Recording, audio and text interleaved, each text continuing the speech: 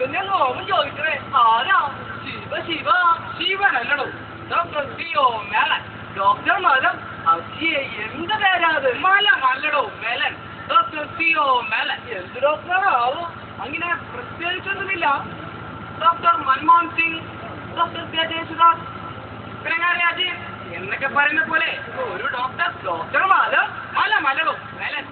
എന്താ അങ്ങനെ ഉച്ചരിക്കാൻ പറ്റിയാന്നുണ്ടോ? സാറിനെ കുരങ്ങൾപ്പിക്കുക. കുരങ്ങനെ പറഞ്ഞുണ്ട്. നിങ്ങളെ കുരങ്ങനെ ചേർത്ത് പറയാൻ നിങ്ങൾക്കെന്താ അവകാശം? ആ പച്ചക്കളത്ത് കേൾക്കണ്ട. എന്താ ഈ കേൾക്കണേ? കുരങ്ങത്തിന്റെ ബന്ധുവോ? ഭൂമിയിലുള്ള സർവ്വ ജീവജാലങ്ങളും എന്റെ ബന്ധുവാ.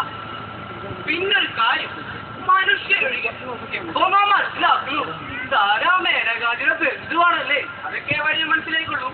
അല്ല, നിങ്ങളാരാ? നിങ്ങൾക്കെന്താ ഇവിടെ കാര്യം? ഈ പാതിരാത്രിയിൽ, അതും ഈ ചുടലക്കാടിനടുത്ത്? പറയൂ, ആരാ നിങ്ങൾ? വടിയൂർ മലയിലെ നമ്പൂരിയാ. ഇല്ലത്തെ കണ്ടിട്ട് അങ്ങോട്ട് ഉറക്കം വരണില്ല. കലശലായ പ്രേമം. അത് ശരി, കണ്ടിട്ടത്ര ഉണ്ണിയാണെന്ന് തോന്നുന്നില്ലല്ലോ. മറ്റെവിടത്തേക്കാണോ? എവിടേക്കാ? പച്ചപ്പാവും ഒന്നും പറയട്ടെ ഉണ്ണി. ഇടോ, പാതിര സമ്മതത്തിന് ഇറങ്ങിയതാണോ? നിങ്ങളുടെ നൈറ്റ് ഡ്യൂട്ടിക്ക്? ശിവ ശിവ, എന്തൊക്കെയാ ഈ പറയണേ? ഞാൻ വസ്ത്രക്കാരനല്ല, ശുദ്ധനാ, ശുദ്ധൻ.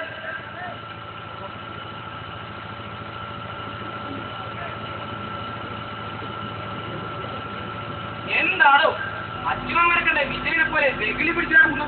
താനും ശബ്ദം കേട്ടോ? എന്ത് ശബ്ദം? ആ ചുഴലക്കാട്ടിലായിരിക്കും. ആരോടും പറയണ്ട. വിധിയാ, വിധി. സ്വാമിന്റെ കൂറികൾ വെച്ചിട്ട് പോയതാ. നാം അത് അനുഭവിക്കും. ഭ്രാന്ത് പറയാതെ. 4 കാലിന് ഉരുളിയാ, സ്വർണ്ണ ഉരുളി.